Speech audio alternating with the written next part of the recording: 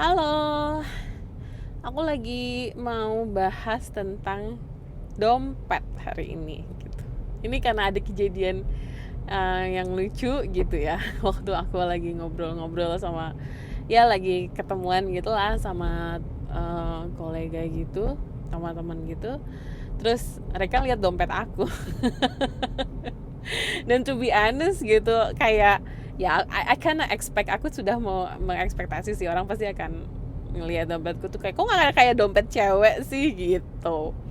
Ya karena emang dompetku tuh kelihatan kayak bukan, memang apa. Nah ini juga yang menarik sih sebenarnya, apa sih definisi dompet cewek dan dompet cowok gitu ya. Tapi itu yang pernyataan yang membuatku tergelitik gitu. Kok dompetmu nggak kayak dompet cewek sih gitu. Ya aku merasa tuh, buatku berpikir tuh kayak, oh, emang ada panduan khusus ya atau ada standar khusus ya, cewek tuh dompetnya harus kayak gini, cowok tuh dompetnya harus kayak gini gitu. Tapi ini buat sedikit background aja. Dompetku itu, loh, astagfirullah, aku nggak bawa dompet lagi. Wih, ketinggalan di rumah lagi dompetnya. Ya aku mau cerita. Dompetku tuh simple, kecil gitu ya, seukuran ya 3 jari ini kali ya. Cuma kalau kalau ini, kalau apa namanya, lebar sama panjangnya gitu, kalau lagi dilipat segede kartu lah gitu. Lebih gede dikit karena dia agak tebel isinya, dan emang isinya tuh juga kebanyakan kartu. Ya Allah. Ini juga nanti aku cerita. Ya isinya kayak KTP, SIM, KI anak, apalagi sih, kartu BPJS, kartu-kartu gitulah, kartu ATM, sama uang cash. Uang cash juga aku tuh nggak banyak gitu. Uang cash aku nggak biasa bawa uang cash banyak gitu kan. Jadi beneran minimalis aja gitu buatku. Terus juga sekarang kan juga kalau kita mau belanja lebih lebih seringnya pakai QRIS gitu kan. Jadi aku merasa kayak sekarang aja aku nggak bawa dompet nggak apa-apa gitu rasanya. So aku merasa tergelitik tuh kayak, jangan-jangan sebenarnya sekarang fungsi dompet tuh udah berubah loh gitu.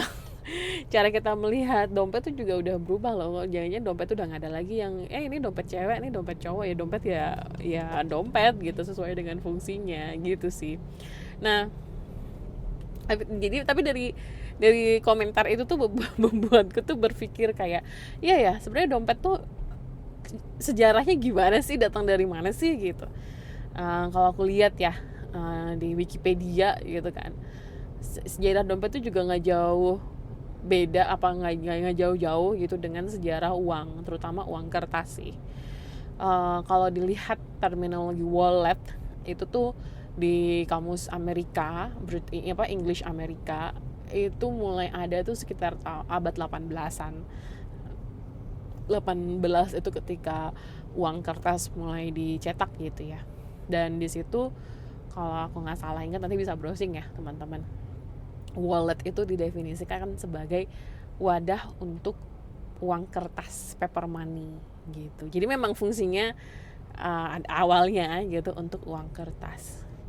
Nah terus aku menarik juga tuh ketika aku baca sejarah dompet, ada juga yang cerita di abad 19 nih, banyak yang membuat apa ya, banyak yang mengkonstruksi fungsi dompet itu sesuai dengan kelas sosial. Jadi dulu tahun 19 tahun 19 lagi, abad ke-19 itu digambarkan orang-orang yang memakai dompet itu menjadi orang-orang dengan kelas sosial yang lebih tinggi, atau dipandang orang yang lebih beradab ketika mereka punya dompet, menaruh uangnya di dompet, dibandingkan dengan orang-orang yang nggak punya dompet atau nggak membawa dompet.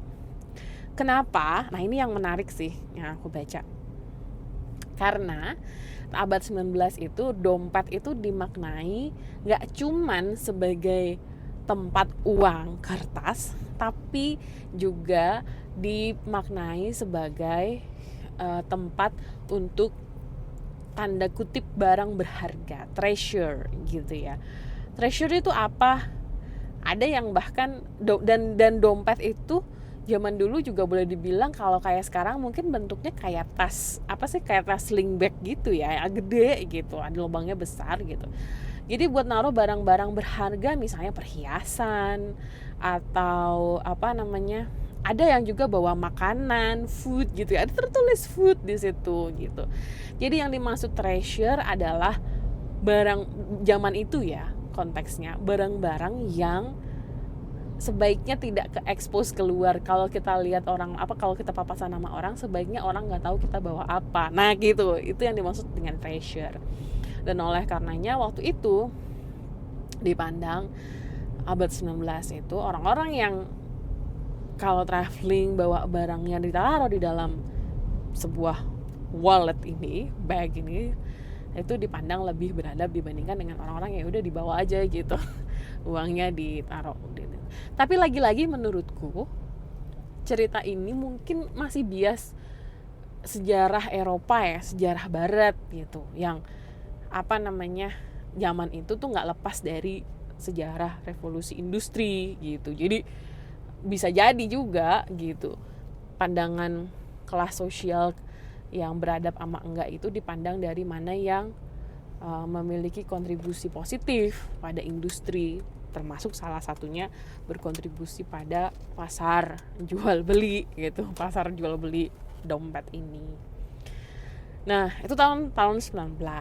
Terus cerita menarik juga yang aku lihat di tahun 20, di abad, kok tahun sih, di abad 20 ini adalah dengan adanya perkembangan e-wallet kan, sekarang digital wallet.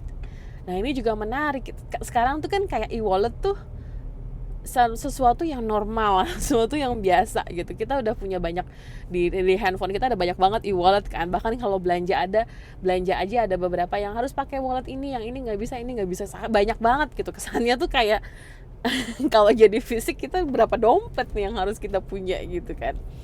Tapi yang menarik adalah kapan sih e-wallet atau digital wallet ini muncul. Dan kalau boleh dibilang sebenarnya perkembangannya udah cukup panjang ya. Kan ini kan sekarang tahun 2024. E-wallet tuh muncul tahun 1990-an. Berarti kan udah hampir 30 tahunan gitu munculnya e-wallet ini. Buat teman-teman milenial, sesama milenial, mungkin pernah dengar juga ada yang namanya PayPal ya dulu, alat transaksi transaksi elektronik digital gitu. Jadi kalau misalnya kita mau transfer belanja online gitu ya, dulu di Amazon gitu ya, ngirimnya dulu masih pakai PayPal, dan dulu tuh aksesnya tuh sangat terbatas banget ya. Kita kalau mau masukin PayPal tuh harus pakai kartu kredit gitu kan. Jadi nggak begitu populer zaman itu, tapi ada loh sejarahnya PayPal. Terus makanya sekarang ada berbagai macam digital wallet. Nah itu yang menurutku tuh kayak dompet itu berkembang loh maknanya dari abad 18 yang hanya dilihat sebagai fungsi untuk uang kertas sampai abad 19 memiliki kelas sosial, dan sekarang abad 20 udah masuk ke ranah digital.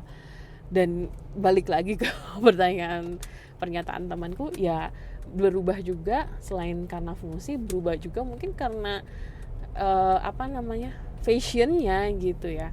Emang gak mau mungkiri sih kalau misalnya even sekarang gitu ya, desainer dompet aja masih ngebedain gitu.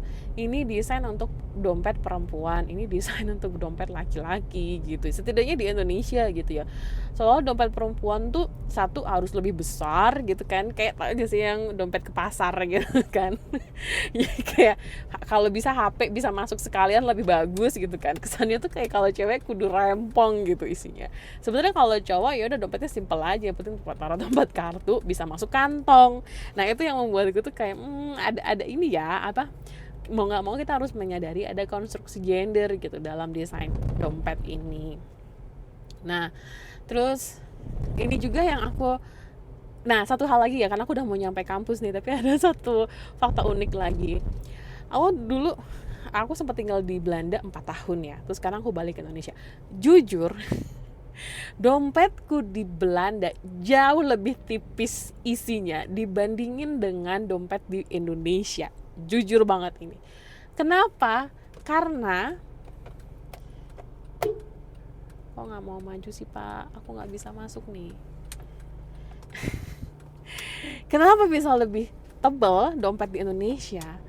Karena jumlah kartu yang harus aku bawa atau aku simpan di dalam dompetku di Indonesia itu jauh lebih banyak dibandingin dengan jumlah kartu yang aku harus bawa di Belanda. Di Belanda itu dulu aku ingat banget, aku cuman cukup bawa satu ATM, satu kartu ID, sama kartu insurance, kartu asuransi kesehatan. That's it, cuman 3.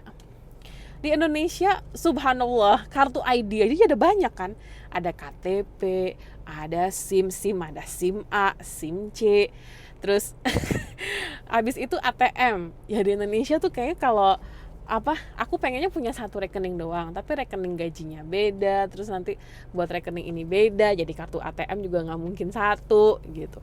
Terus udah gitu belum kartu-kartu ini nih, kartu-kartu langganan supermarket ini, kartu langganan supermarket itu, ini itu. Jadi aku berasa tuh kayak oh my god, ini kenapa ya kalau di Indonesia dompetnya jauh lebih tebel gitu rasanya, harus bawa banyak kartu gitu.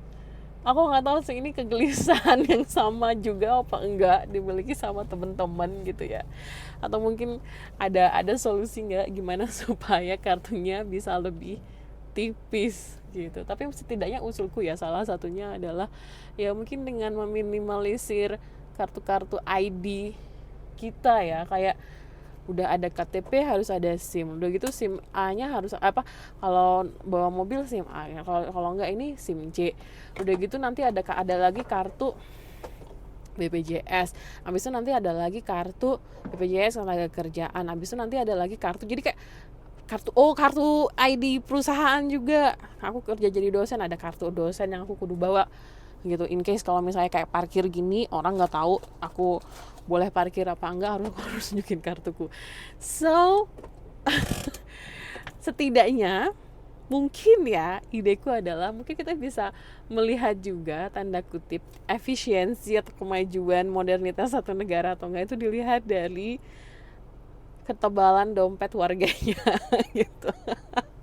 Ketebalan dompet bukan karena isinya duit banyak apa enggak, tapi kayak apa aja sih kartu atau isi yang harus dibawa oleh orang-orang di dalam dompetnya. Mungkin kita bisa sebut sebagai wallet index gitu ya. Oke. Daripada aku ngelantur mulu, aku udahin dulu. Makasih ya udah dengerin. Sampai jumpa lagi.